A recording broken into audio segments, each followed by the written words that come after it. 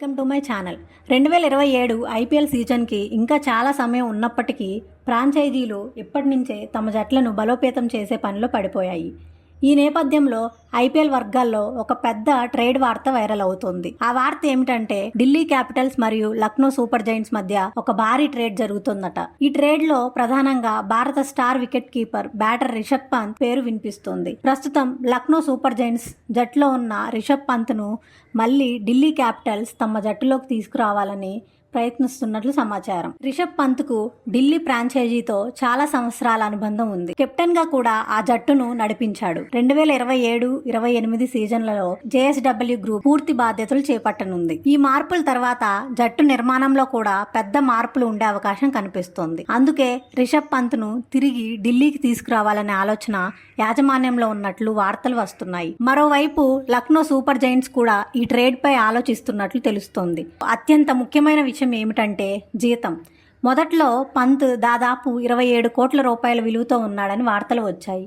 కానీ ఈ ట్రేడ్ను సక్సెస్ఫుల్గా పూర్తి చేయడానికి ఆయన తన జీతాన్ని తగ్గించుకోవడానికి అంగీకరించినట్లు సమాచారం. ప్రస్తుతం వస్తున్న నివేదికల ప్రకారం పంత్ శాలరీ దాదాపు 15 కోట్ల రూపాయల వరకు తగ్గే అవకాశం ఉందట. అంటే దాదాపు 12 కోట్ల రూపాయల వరకు పేకట్ తీసుకున్నట్లే. ఉదాహరణకు మనం గతంలో కూడా చూసాం. ఐపీఎల్ నిబంధనల ప్రకారం కొన్ని ప్రత్యేక పరిస్థితుల్లో ట్రేడ్ లేదా రీ అగ్రిమెంట్ సమయంలో ఆటగాళ్లు పేకట్ను అంగీకరించే అవకాశం ఉంటుంది.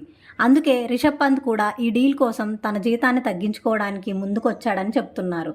దీంతో ఢిల్లీ క్యాపిటల్స్ మరియు లక్నో సూపర్ జైంట్స్ మధ్య జరుగుతున్న ఈ స్వాప్ డీల్ దాదాపు సాఫీగా పూర్తయ్యే దశకు చేరుకుందని సమాచారం. మరి రిషబ్ పంత్ మళ్లీ ఢిల్లీ క్యాపిటల్స్ కు వెళ్లడం సరైన నిర్ణయమేనా, లేక లక్నోలోనే కొనసాగడం మంచిదా? మీ అభిప్రాయాన్ని కామెంట్స్ లో తప్పకుండా తెలియజేయండి. ఢిల్లీకి ఈ డీల్ వల్ల అనుభవజ్ఞుడైన భారత స్టార్ ఆటగాడు లభిస్తాడు. అలాగే జట్టుకు నాయకత్వం వహించే సామర్థ్యం ఉన్న ప్లేయర్ కూడా దొరుకుతాడు.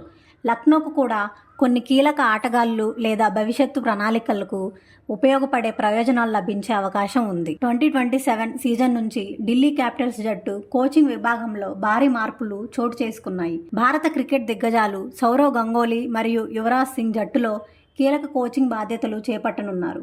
గంగూలీ ప్రధాన కోచ్ వ్యవహరించే అవకాశం ఉండగా యువరాజ్ సింగ్ బ్యాటింగ్ కోచ్ గా చేరనున్నట్లు సమాచారం. దీంతో ఢిల్లీ క్యాపిటల్స్ కు 2027 నుంచి పూర్తిగా కొత్త కోచింగ్ సెటప్ సిద్ధం కానుంది. అయితే ఇప్పటి వరకు ఈ ట్రేడ్ పై అధికారిక ప్రకటన మాత్రం రాలేదు. కొన్ని పత్రాలు సిద్ధమయ్యాయని, తుది ఆమోదం కోసం వేచి చూస్తున్నారని వార్తలు వస్తున్నాయి.